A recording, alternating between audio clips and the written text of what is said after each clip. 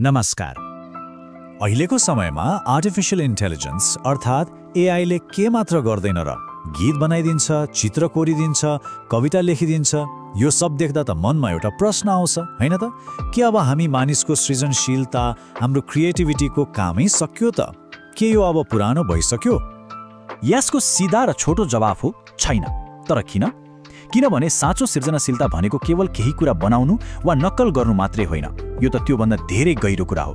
आउनुहोस् स्रोत सामग्रीको आधारमा यही किनलाई आज अलि गहिरिएर बुझौँ। ल अब सुरु गरौँ हाम्रो पहिलो र सबैभन्दा महत्त्वपूर्ण तर्कबाट। सृजनाशीलता भनेको भावना हो, उत्पादन मात्र होइन। यसको मतलब के हो भने साँचो कला वा विचार केवल केही बनाउनुमा मात्र सीमित हुँदैन। यो त मानवीय अनुभूति र भावनाको गहिरो सम्बन्धबाट जन्मिन्छ। एउटा उदाहरण हेरौँ न। एआईले लाखौं तस्बिरहरूबाट सिकेर भान गोहको स्टाइलमा चित्र बनाउन सक्छ, त्यो पनि दुरुस्तै। तर त्यो मसिनलाई के थाहा भान गोहले भोगेको त्यो पीडा, त्यो एक्लोपन वा त्यो आशा जसले गर्दा उनले चित्रहरू बनाए। एआईले स्टाइल सिक्छ तर अनुभव सिक्न सक्दैन। अब यहाँ जे लेखिएको छ त्यो साँच्चै शक्तिशाली छ। साँझको आकाश हेर्दै टुटेको मन लिएर मौन बस्नु।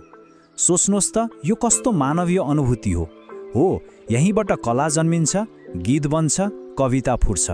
एआईले यो भावनालाई डेटाको रूपमा त देख्ला, तर यसलाई महसुस गर्न सक्दैन। र यहाँ यो भिन्नता अझ स्पष्ट देखिन्छ। मानवीय सृजनाशीलता पीडा, माया, खुसी र आशा जस्ता भावनाबाट आउँछ। यो भोगीको अनुभव र चेतनाको परिणाम हो। अर्कोतिर एआईको सृजना, त्यो त डेटा र एल्गोरिदम्सको क्याल्कुलेसनबाट आउने कुरा हो। उसले कुनै जीवन भोगेको हुँदैन। अब हाम्रो दोस्रो तर्कमा जाउँ। मौलिकता, ओरिजिनालिटी त्रुटिबाट जन्मिन्छ।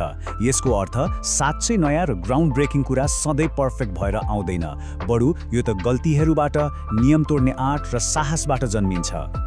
इतिहासका महान कलाकारहरूलाई हेरौँ न। पिकासोका ती अनौठा नियम बाहिरका अनुहारहरू, अथवा ई कमिङ्सको व्याकरणका नियमहरूलाई नै तोड्ने कविताहरू।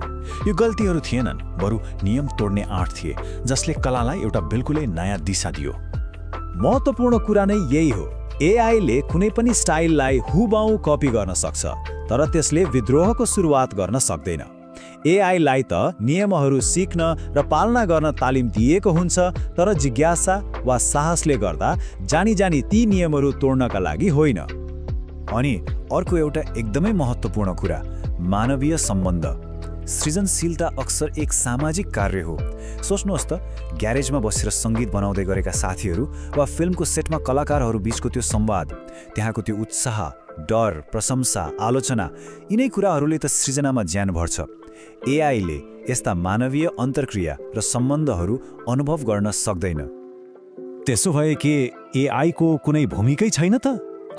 त्यसो होइन। भूमिका छ, तर रिप्लेसमेन्टको रूपमा होइन। भविष्य भनेको मानव र एआई बीचको सहकार्य हो, जहाँ एआई दुश्मन होइन, बरु एउटा शक्तिशाली नयाँ औजार बन्छ। एआईले हामीलाई कसरी मद्दत गर्न सक्छ त? यसले नयाँ आइडियाहरू जेनेरेट गर्न, हाम्रो कामलाई एडिट र पलिश गर्न, वा कुनै प्राविधिक समस्याहरू समाधान गर्न एउटा उत्कृष्ट सहायकको भूमिका खेल्न सक्छ। यसले हामीलाई नयाँ सम्भावनाहरू देखाएर हाम्रो आफ्नै सृजनाशीलतालाई अझ माथि उठाउन प्रेरित गर्न सक्छ।